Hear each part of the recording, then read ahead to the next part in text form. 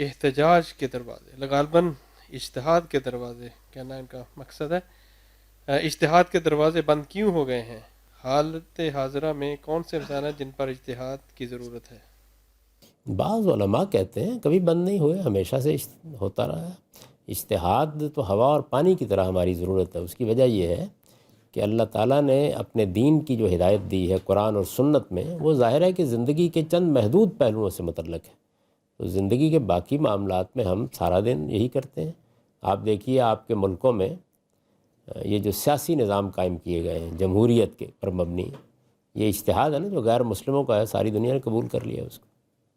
تو یہ تو ہوا اور پانی کی طرح کی ضرورت ہے، اس کا دروازہ بند کیسے کیا جا سکتا ہے؟ جو نئی چیز پیدا ہوگی اس کے بارے میں رائے قائم کرنی پڑے گی۔ اجتہاد کیا ہوتا ہے کہ جس معاملے میں اللہ کے پیغمبر کی کوئی ہدایت ہمارے پاس نہیں ہے، وہاں ہم اپنی عقل سے کوئی رائے قائم کریں گے، اس کو اجتہاد کہا جاتا ہے۔